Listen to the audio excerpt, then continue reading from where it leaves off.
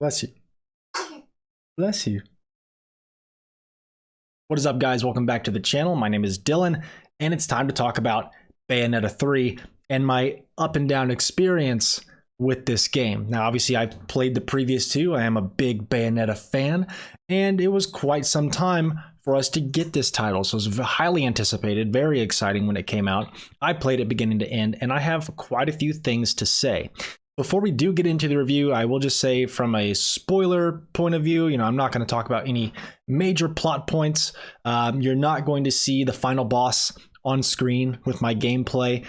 The things you might see are a variety of weapons that will be unlocked for Bayonetta throughout the game, and you'll see, of course, some enemies that are, beginning to mid-game. So if you want to go in completely fresh, like you don't want to know what the enemies look like, you don't want to see some of the weapons that are available to you throughout the game, then, I guess you can avoid this video. But again, those are very, very small things in the grand scheme of the game.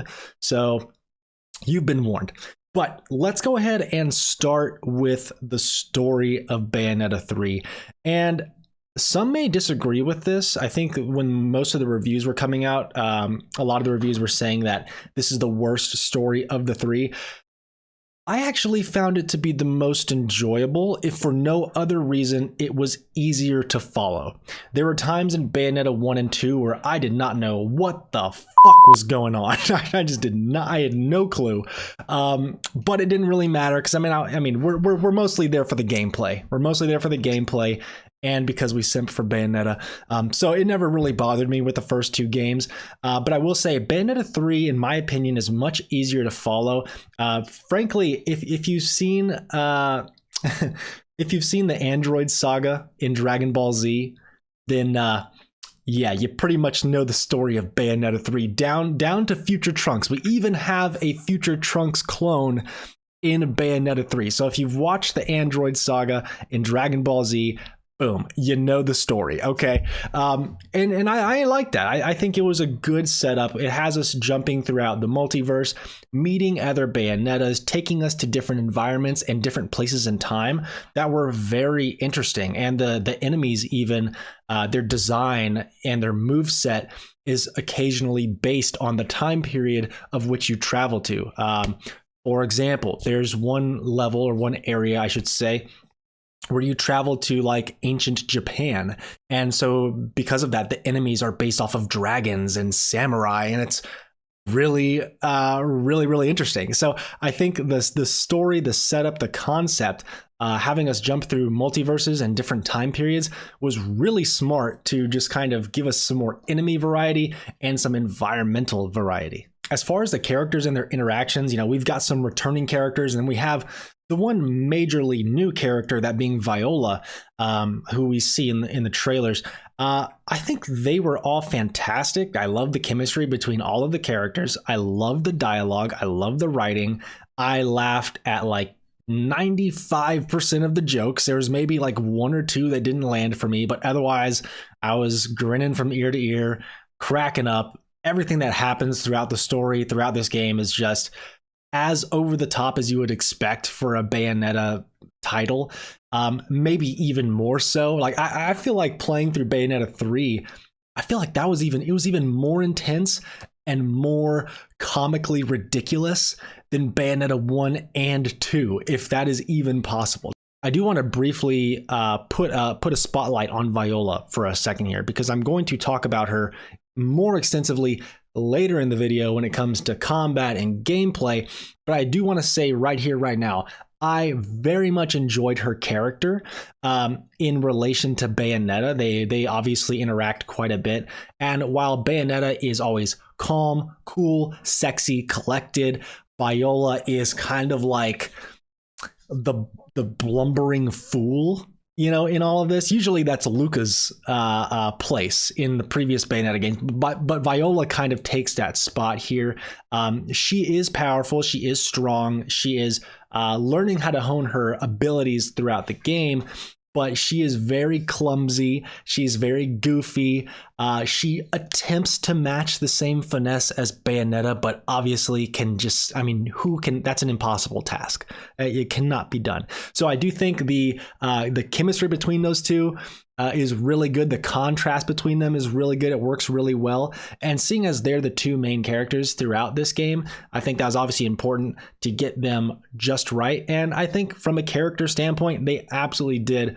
I really like Viola and where she's headed in the future, but we'll have more to say on her when it comes to the gameplay portion of this review.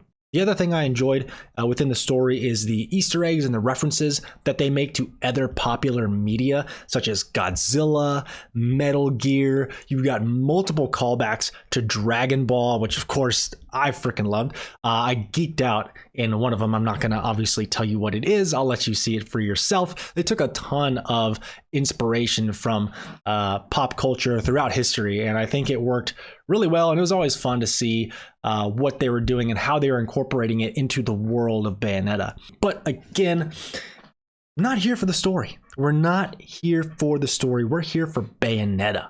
We're here for the combat and the gameplay. And we're going to talk about something else before we get to that. We're going to talk about sound design. We're going to talk about the visuals, the performance, the technical performance of this game was another big talking point going into the release. First off, from a sound design standpoint, voice acting I thought was great all the way through.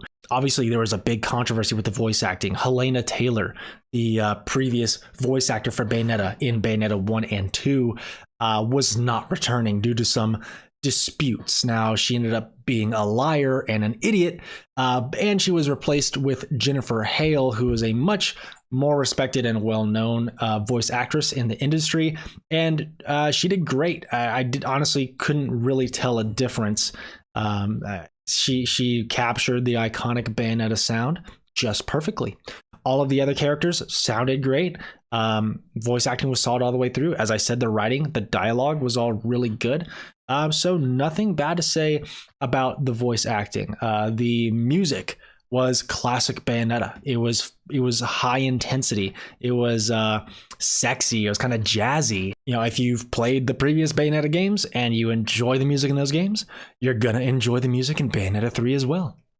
In fact, there's even one boss fight that is literally totally revolves around music, and it was super cool and interesting. And I almost want to say is my favorite part of the game, but the general Bayonetta gameplay is so good, it's kind of hard to say that. But I'll say is my favorite boss fight. How about that? My favorite boss fight is the one that revolves around music. Again, I'm not going to say anything else. Let you guys kind of run into it on your own, but look forward to it because it's amazing. Now, from a visual standpoint, the graphics, the style, I think the art style is great. And it's been great from Bayonetta 1 all the way to 3. It's highly saturated, super colorful, high intensity, particle effects flying all over the screen. But there are some who find issues with the graphics and the frame rate.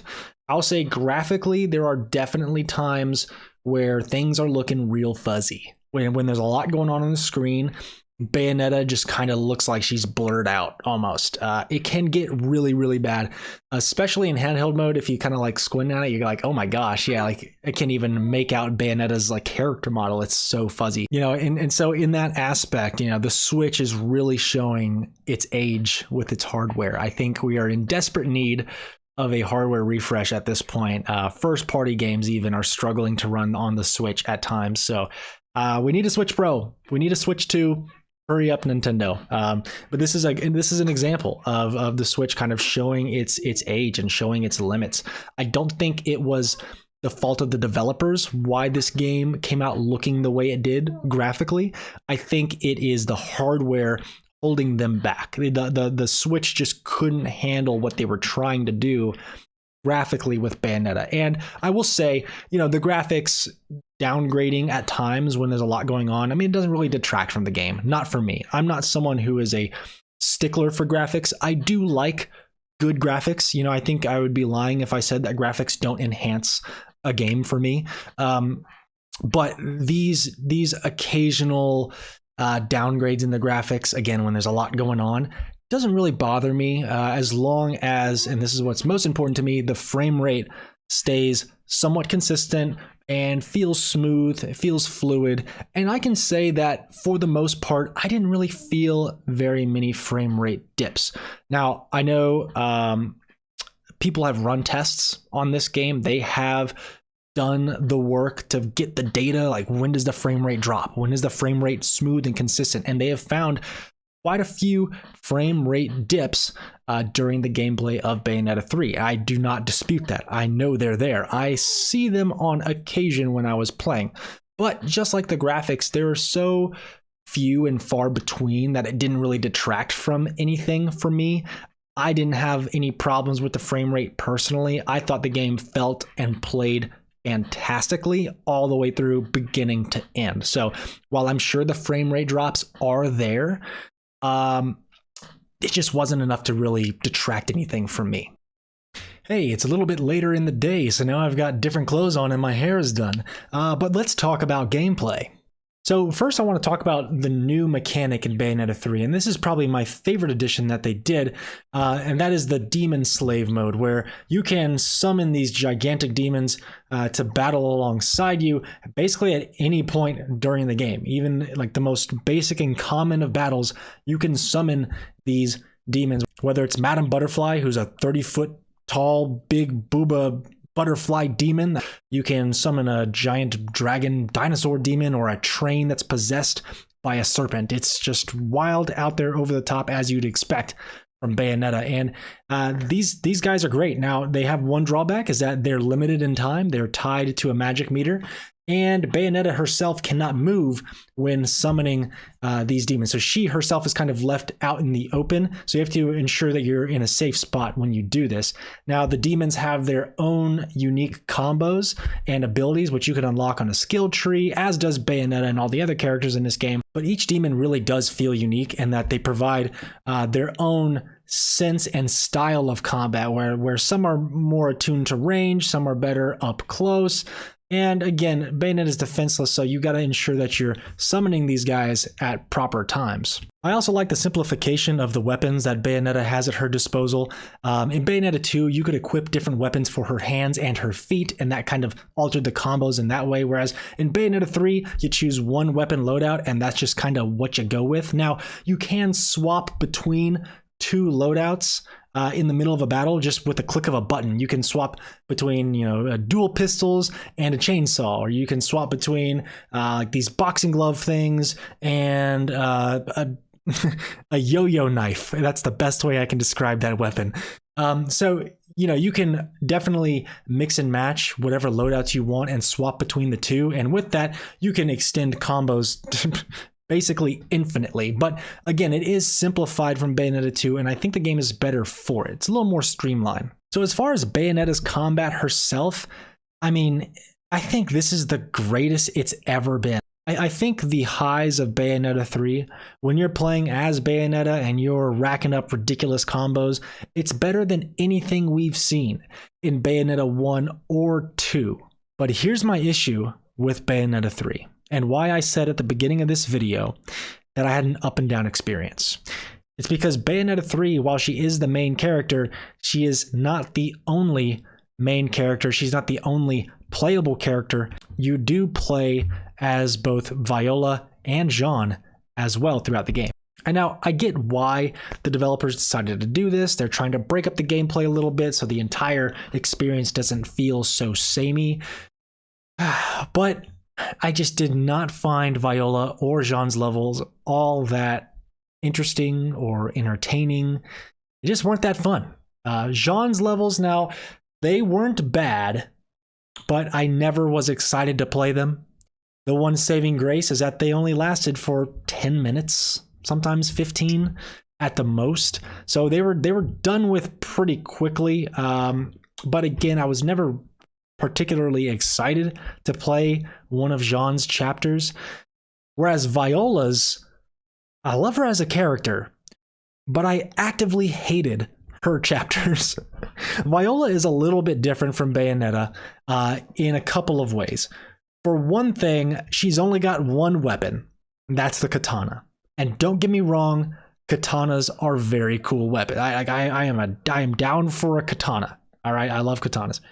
But in comparison to Bayonetta's cleaver, train, chainsaw, or dual wield cinder block mallets that have spikes on the end of them, her knife yo-yo, I mean, the katana just looks like the most boring weapon of all time when you compare them to anything else that Bayonetta has at her disposal. So that's one knock right there. Secondly, she has only one demon that she's able to summon, that being Cheshire. And once again, Cheshire's very cool. I like him as a character and everything. But you can't even control him. Essentially, it's kind of like Pokemon. Like she throws her katana on the floor. Cheshire is summoned from the sword, and he just is controlled by an AI and kind of does all the fighting on his own. Whereas Viola is then left with just her fists, and then you can punch and kick and everything and fight alongside your demon. So that's cool, but once again, not nearly as fun as Bayonetta. And lastly, instead of a dodge mechanic like Bayonetta has, Viola has the parry. And initially I thought, well, that's not a big deal. It's basically the same thing.